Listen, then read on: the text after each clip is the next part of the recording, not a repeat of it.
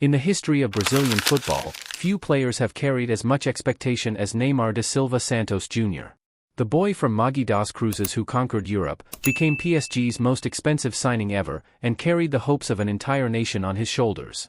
He's Brazil's all-time leading scorer, a player who once seemed destined to lead the Seleção to World Cup glory. But now, as we approach the 2026 World Cup, a shocking reality is emerging: Neymar may no longer have a place in Brazil's starting 11. According to recent reports, head coach Carlo Ancelotti is considering the once unthinkable option: Neymar as a bench player, or perhaps not in the squad at all. This is the same player who was supposed to be Brazil's savior, the heir to Pelé and Ronaldo. Today, we're diving deep into what happened to Neymar's national team career, why his spot is now in jeopardy, who's taken his place in Ancelotti's plans, and whether there's any path back for Brazil's number 10. The uncomfortable truth is becoming increasingly clear: Neymar is drifting further away from being a protagonist for the Brazilian national team in 2026. Struggling physically, the Santos forward faces difficulties maintaining consistency on the field. However, with the World Cup approaching, it's worth analyzing him as a viable option on the bench, a sentence that would have seemed absurd just 3 years ago.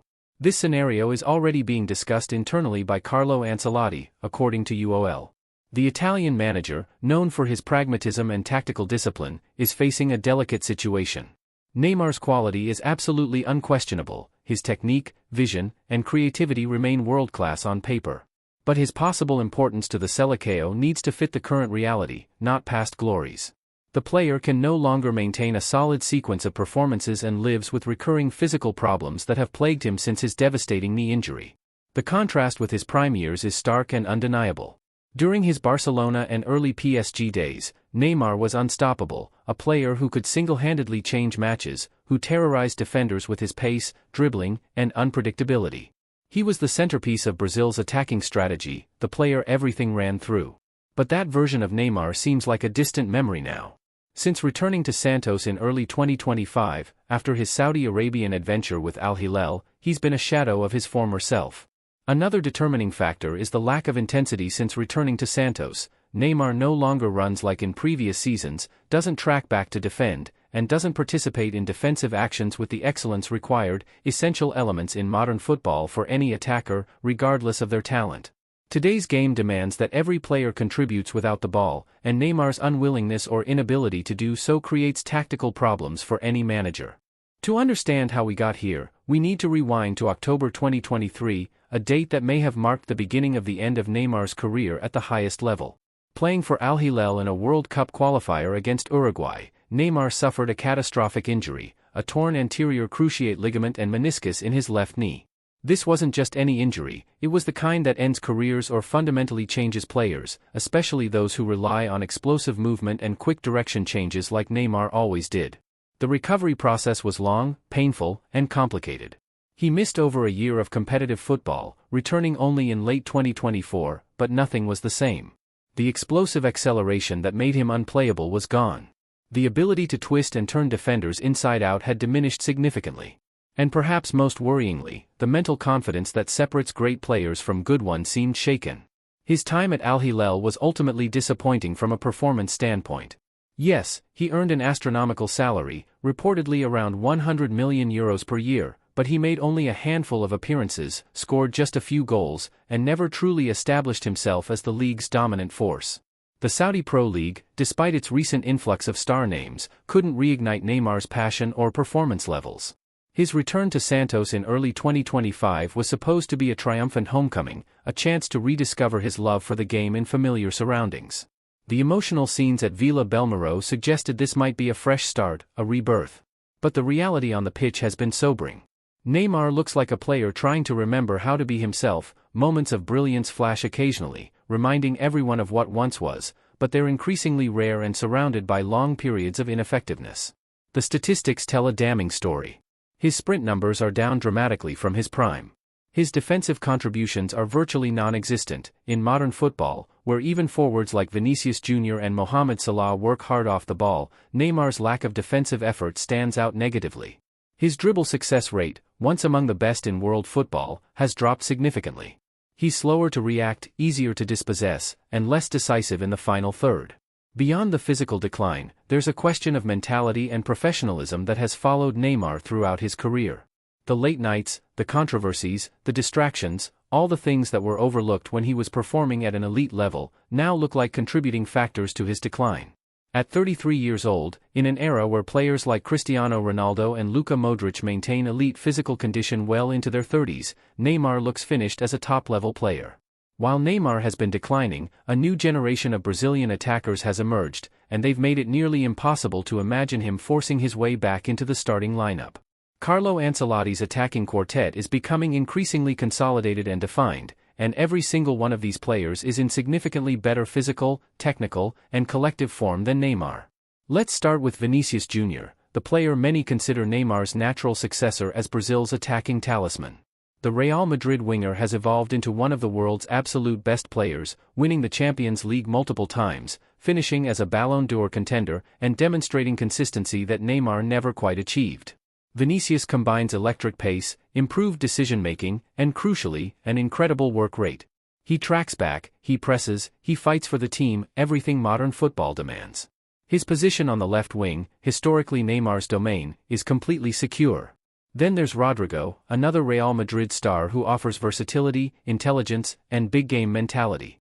His ability to play across the front line, his movement off the ball, and his technical quality make him indispensable to Ancelotti's system. He scored crucial goals in Champions League semi-finals and finals, moments of pressure where Neymar often disappeared for Brazil. Estevao, the teenage sensation from Palmeiras who's already secured a move to Chelsea, represents the future. At just 17 years old, he's showing maturity beyond his years, combining skill with tactical discipline. His performances in the Brazilian league have been sensational, and he's already earned his national team call-up. The Palmeiras prodigy has everything: pace, dribbling, finishing, and most importantly, the hunger that Neymar seems to have lost. Raphinha has been a revelation for Barcelona, becoming a key player for one of Europe's biggest clubs. His transformation from a good Premier League winger to a world-class attacker has been remarkable. He offers defensive solidity, tactical intelligence, and genuine quality on the ball, a complete modern winger. And then there's Matheus Cunha, whose development at Atletico Madrid has been impressive. His physical presence, technical ability, and work rate make him a valuable option for Ancelotti, whether as a striker or supporting forward. It's genuinely difficult to imagine a scenario where Neymar displaces any of these players. They're younger, fitter, more consistent, and frankly, more reliable. They represent Brazilian football's present and future, while Neymar increasingly looks like the past. Carlo Ancelotti finds himself in an extraordinarily delicate position, one that requires the diplomatic skills he's honed over decades managing superstar players. On one hand, he has Neymar, Brazil's all-time leading scorer, a player with undeniable quality and experience, someone who could theoretically still produce moments of magic. On the other hand, he has tactical realities, physical evidence, and a responsibility to give Brazil the best chance of winning the World Cup. In an interview before Brazil's draw against Tunisia, Ancelotti was characteristically diplomatic but revealing. "I thought Neymar was only a topic in Brazil, but I see it's worldwide," he said with a slight smile, acknowledging the global fascination with the player's situation. But then he adopted a more technical tone, and you could hear the manager's careful calculation. Fortunately, he recovered from the injury he had. Now he has 6 months to play. The Brazilian Championship stops on December 7th, then he can take a vacation, but only after that will he have the Brazilian Championship again to show his quality and, obviously, his physical condition. Read between the lines, and Ancelotti's message is clear: Neymar needs to prove himself. There's no guarantee, no automatic selection based on reputation. The door isn't completely closed, but it's barely open. Ancelotti is essentially saying, show me. Convince me. Demonstrate that you deserve to be part of this squad. The path for Neymar to even make the 26-man World Cup squad, let alone the starting 11, is narrow and steep.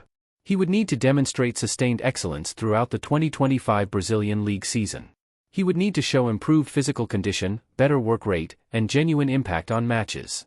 He would need to prove he can handle the physical demands of international tournament football, which is more intense and compressed than club football. Even if he achieves all this, which seems unlikely based on everything we've seen, the absolute best he can realistically hope for is a spot on the bench. And what role would that be? A last 15-minute substitute when Brazil needs a goal? A mentor figure for the younger players? It's a dramatic fall from grace for someone who was supposed to lead Brazil to World Cup glory. There's also the emotional and psychological dimension. Would Neymar accept a bench role? His ego, which has been both a strength and a weakness throughout his career, might not allow him to embrace a reduced status. Brazilian fans, many of whom still adore him despite his decline, might struggle to see their hero in such a diminished role. And Ancelotti would need to manage the media circus and potential dressing room tensions that come with having Neymar around but not playing him regularly.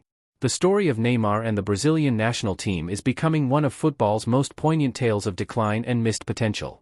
Here's a player who had absolutely everything: talent that comes once in a generation, the platform of playing for the national team with the richest football history, and opportunities that most players can only dream of. Yet he may end his international career without the one trophy that would have defined his legacy, the World Cup. The 2014 World Cup, where his injury against Colombia ended Brazil's hopes and led to the humiliating 7-1 defeat to Germany, remains a painful what-if. The 2018 World Cup in Russia, where Brazil fell to Belgium and Neymar's play-acting became a global meme, damaged his reputation. The 2022 World Cup in Qatar, where Brazil had genuine quality but fell to Croatia on penalties, might have been his last real chance, and he wasn't at his physical best even then. Now, as 2026 approaches, the reality is stark: Neymar is racing against time, against younger players, against his own body, and perhaps against his own legacy. The gap between who he was and who he is now seems unbridgeable. The dream of redemption, of a World Cup triumph that would cement his place among Brazilian football immortals, is slipping away. For Brazilian fans, it's a complex emotional situation. There's gratitude for the moments of brilliance he's provided over the years, disappointment that he never quite fulfilled his potential with the seleção, and sadness watching his decline. For Ancelotti, it's a tactical and political challenge: how to handle one of Brazil's most famous athletes with respect while prioritizing the team's best interests.